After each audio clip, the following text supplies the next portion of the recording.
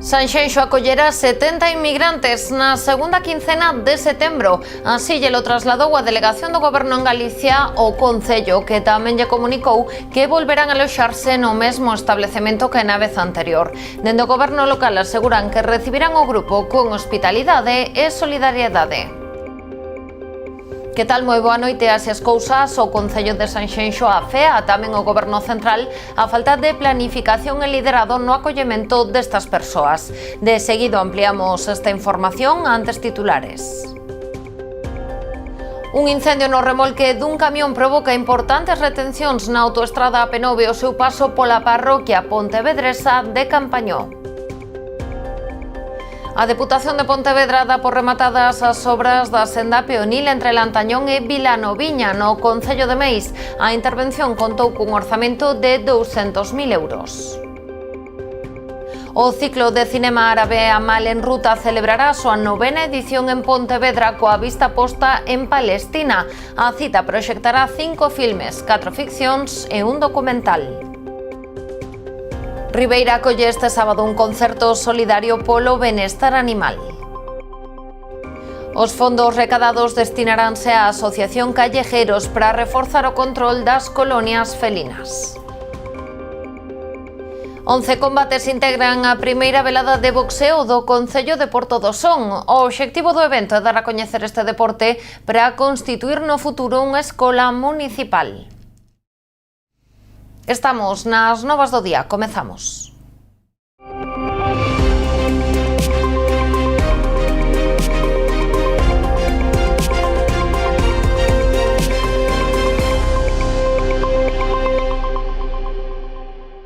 Sanxenxo volverá a ser unha das vilas de acollida dun grupo de inmigrantes. O Concello anunciou hoxe que, segundo lles trasladou a Delegación do Goberno, na segunda quincena de setembro chegarán á vila 70 persoas que se hospedarán no mesmo establecemento que na anterior ocasión. O Goberno local emitiu un comunicado agradecendo que se lles informara con antelación e de xeito directo, en lugar de explican informarse polos medios de comunicación como sucedeu no 2023. Aseguran tamén que acollerán os 70 inmigrantes con normalidade, hospitalidade e solidariedade e tenden a man a colaborar coa ONG encargada de coordinar a súa estancia. Así as cousas, dende o Concello de Sanxenxo afean ao Goberno Central falta de planificación e liderado e acúsano de conformarse con depositar nas ONGs, comunidades autónomas e concellos a responsabilidade de acoller e facilitar a integración destas persoas. Apuntan que no que levamos de ano chegaron a España máis de 26.000 inmigrantes, polo que lle reclaman un plan, unha estrategia e instalacións para xestionar mellor a inmigración. Importantes retencións esta mañá na autoestrada AP9 pola presenza dun camión ardendo na beiravía. Foi ao redor das 9 da mañá á altura da parroquia pontevedresa de Campañó. O lume comezou no remolque e o condutor optou por parar o vehículo na beiravía. Para que os bombeiros puideran actuar foi preciso cortar un dos carrís en sentido Pontevedra-Santiago. Foi o propio condutor quen alertou o 112 Galicia, que mobilizou os bombeiros de Pontevedra e a Garda Civil de Tráfico. As retencións neste punto prolongaronse ata preto das 10:30 da mañá. 7 positivos e un condutor á fuga. Este foi o balance da campaña de control de tráfico desenvolvido pola Policía Local de Rianxo ao longo de toda a semana en colaboración coa DXT para detectar o consumo de alcohol e drogas ao volante. Realizáronse en total máis de 460 probas, das que 7 foron positivas. Con 3 delas tramitouse a correspondente denuncia administrativa, mentres que os outros 4 condutores foron postos a disposición xudicial por presentar taxas de alcohol en sangue constitutivas de delito. Un dos condutores interceptados deuse a fuga antes de que os axentes lle practicaran a segunda proba, mentres que outro negouse a realizar o test, polo que se instruíron dilixencias en ambos os dous casos.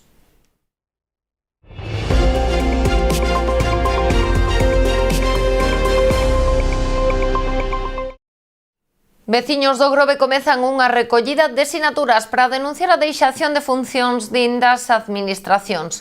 Beiravías, beirarrúas e rotondas en limpar, sinalizar e iluminar, árbores derrubadas que non se retiraron, maleza invadindo os paseos ou 30 luminarias en luz que deixan as escuras os paseos deixándoos intransitables.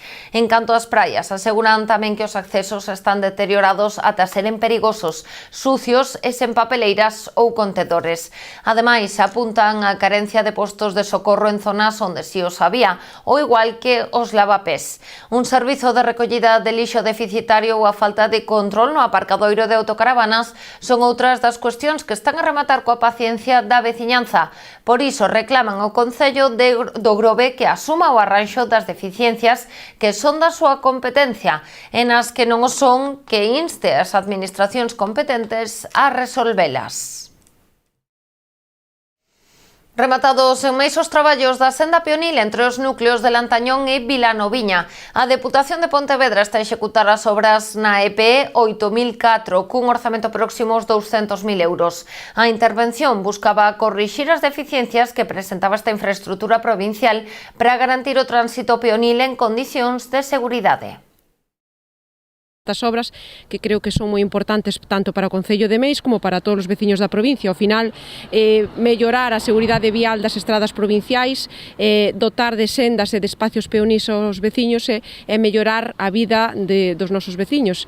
En eso consistían estas obras de casi 200.000 euros de inversión. Que veo a solventar un problema que levaba desde o ano 2008-2009, cando se arranxara anteriormente esta estrada e que deixou incomunicado o núcleo de Lantañón co resto da parroquia de Paradela e que había certamente unha situación de inseguridade para os viandantes que viñan aquí ao núcleo de Vilanoviña, que onde antigamente estaba o centro de saúde, onde estaba a farmacia, supermercados, etc. E a verdade que, que foi consciente a Diputación no seu día dese problema que había e, este convenio foi moi frutífero para esta parroquia. As obras realizáronse nun treito de 400 metros cunha alta concentración de vivendas e permitiron dotar este espazo dun itinerario peonil coa construción dunha senda de 2,50 metros ao nivel da calzada para que os peóns non tivesen que realizar os seus tránsitos pola pequena beiravía coa que contaba a estrada antes da mellora, sen garantir a seguridade da circulación a pé ou non ser unha área reservada a este fin. Ademais, executouse unha nova rede soterrada de recollida de augas pluviais ao longo de toda a zona de actuación, así como do alumeado público. Tamén se colocaron novas luminarias LED de alto rendemento e menor consumo enerxético. A Deputación investiu nesta mesma vía 1 millón de euros financiados íntegramente pola institución provincial para mellorar o firme ao longo de todo o seu trazado de máis de 8 kilómetros e que comprende os concellos de Caldas de Reis, Meis, Portas e Vilanova de Arousa. Avanzan a bo ritmo as obras de rehabilitación do Pazo de Goiáns. O alcalde e o concelleiro de Urbanismo supervisaron os traballos de acondicionamento que se están a acometer na capela, así como o sendeiro para conectalo co casco urbano. Tras a rehabilitación do inmoble principal e da Torre do Pazo de Goiáns, en 2022, o Concello de Boiro traballa agora no acondicionamento da capela. Os labores que se están a desenvolver grazas a unha subvención da Deputación da Coruña consisten na consolidación dos restos da edificación sen alterar a estética. Ademais de rehabilitar a cuberta, os muros e as carpinterías, estáse a instalar novo alumeado. En paralelo a esta actuación, o Concello traballa na mellora ambiental do estuario do río Coroño, facilitando a conexión do Pazo co núcleo urbano e garantindo unha maior accesibilidade. Estamos agora ca rehabilitación da capilla e o acceso que vai desde o Pazo á propia capilla, pero tamén estamos continuando cas obras ca senda peatonal que ven desde o Coído, desde o centro urbano, hacia aquí, hacia o Pazo, que prácticamente terminarán as dúas obras ao mesmo tempo. A intención deste paseo peatonal desde o Coído ao Pazo é acercar os veciños ao Pazo do centro urbano sin ter que vir pola C305 ca súa peligrosidade. O investimento nesta obra supera os 200.000 euros. Facemos unha pausa para a publicidade e voltamos de contado.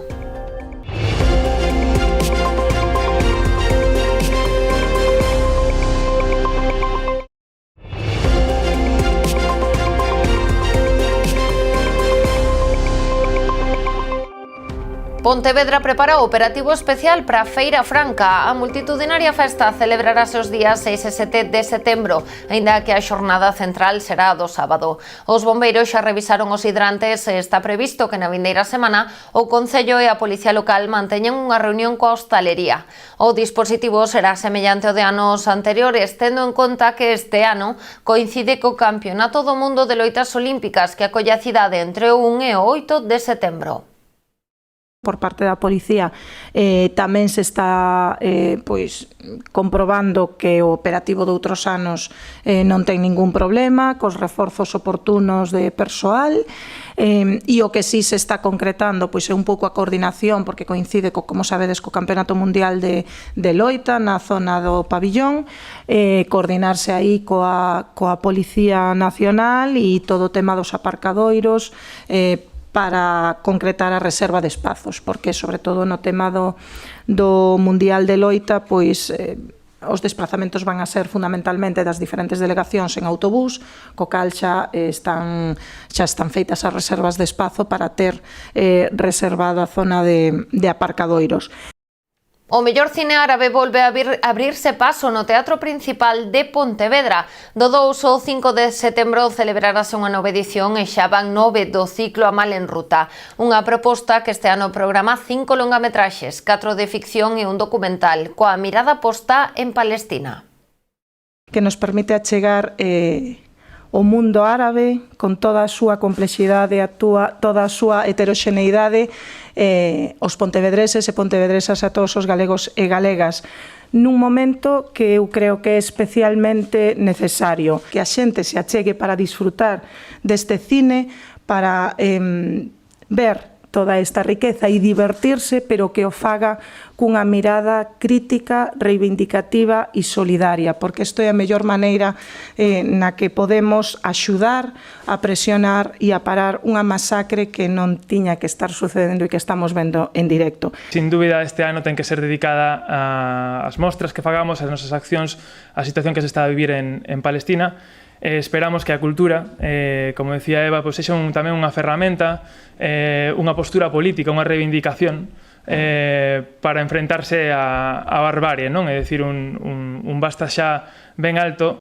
A hora de comezo das proxeccións será ás 9 da noite, mentres que o xoves 4 contará con pase maiores ás 6:30 da tarde. O ciclo arrancará con Entre as Figueiras, un filme que analiza o rol da muller a través das diferentes etapas da vida. Conspiración no Cairo, un thriller que mestura religión e política, é a película escollida para o día 3, mentres que o mércores proxectarase O home que vendeu a súa pel, unha obra que recrea a tensión de loita de clases. En canto ao último día, 6:30, proxectarase o documental Pequena Palestina, diario dun asedio, que amosa a vida do que foi o campo de refuxiados palestinos máis grande do mundo ata o 2018. Situado en Siria, o réxime de Bashar al-Assad consideraba un refuxio para rebeldes e terroristas e comezou unha campaña de asedio sobre o territorio. Xa ás 9 da noite pechará o ciclo O Caftán Azul, filme que amosa a tensión entre a tradición e a modernidade e como conviven nunha xastrería de Marrocos. Todas as proxeccións son en versión orixinal subtitulada e de balde ata completar capacidade. Máis de 600 persoas visitaron o poboado mineiro de San Fins durante os 7 primeiros meses do ano. Estas boas cifras consolidan o recurso turístico como un dos principais atractivos de Lousame, a espera de contabilizar os 3 meses que históricamente rexistra maior número de visitantes. Na actualidade, a única posibilidade de acceder ás instalacións é visitar o Museo das Minas e a través de visitas concertadas dun mínimo de 10 persoas. A licenciada en Historia, Maite Sobradelo, é a encargada de guiar os visitantes neste percorrido pola historia deste expoñente do patrimonio industrial. As visitas son de balde para as persoas maiores de 65 anos ou menores de 5 anos. A tarifa xeral para persoas de entre 6 e 64 anos é de 2 euros con reducción a metade para persoas empadroadas en Lousame ou integrantes dun grupo escolar. Poden reservarse contactando co Concello ou no enderezo museominasdesanfins@gmail.com. A Praza de España de Ribeira será escenario este sábado dun concerto solidario para arrecadar fondos destinados a callejeros Barbanza. Contará coas actuacións de Sinverjuergas e DJ Antón, así como un coloquio para abordar a necesidade de controlar as colonias felinas. O gran labor que está a desenvolver a Asociación Callejeros no control das colonias felinas xunto co Concello de Ribeira levou a ambas entidades a organizar un evento solidario que permita arrecadar fondos para que a protectora continúe con este traballo. Queremos como Concello, non como Benestar Animal, intentar solventar toda a problemática que hai co tema das colonias felinas. Sabemos que o benestar animal pois é en prol de todos os animais, tamén en especial cos cans, non, cos cadelos, pero sí que é certo que a problemática cos cans, con respecto á canceira municipal, está un pouco máis controlado, ainda que polo que me dixeron, este verán está habendo máis número de cans abandonados.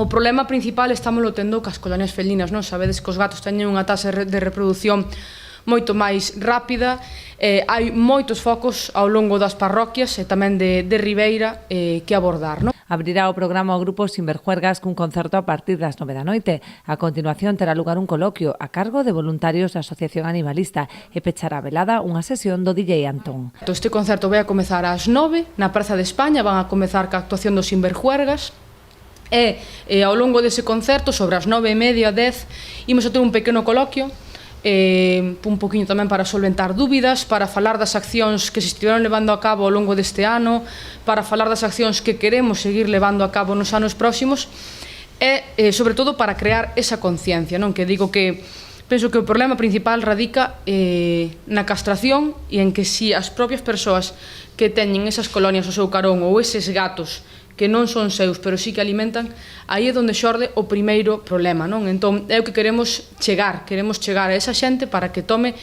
conciencia diso e nos axude. Os asistentes poderán colaborar coa compra de rifas coas que participar en distintos sorteos, así como realizando consumicións na barra que instalará Callejeros. Todo o recadado irá íntegramente para esta asociación dedicada ao cuidado e benestar animal.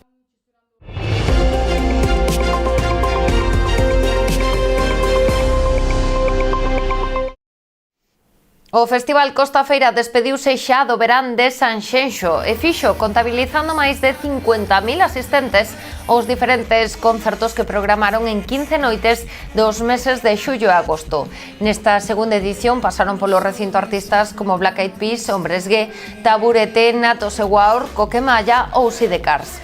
Tamén a gastronomía tivo o seu espazo coa presenza de diferentes food trucks cunha oferta variada. Ademais, explican dende a organización Costa Feira 2024 xerou un total de 150 postos de traballo de xeito directo.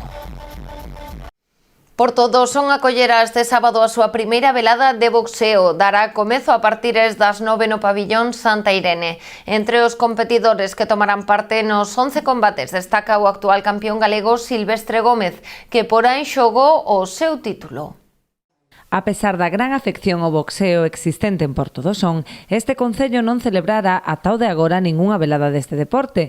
É por iso que o Club Noiés SKT decidiu organizar nesta vila o Campeonato Galego Neoprofesional 5x3. A primeira velada de boxeo concello de Porto do Son, Campeonato Galego Neoprofesional 5x3, que terá lugar o vindeiro sábado 31 de agosto no Polideportivo Santirena aquí en Porto do Son. Nada, nos agradecer ao equipo de SKT de Noia pola organización do evento. Para nós é un evento importante porque queremos dar un impulso ao deporte do boxeo no concello. Xa fai uns anos que hubo unha escola de boxeo, pero bueno, non foi adiante.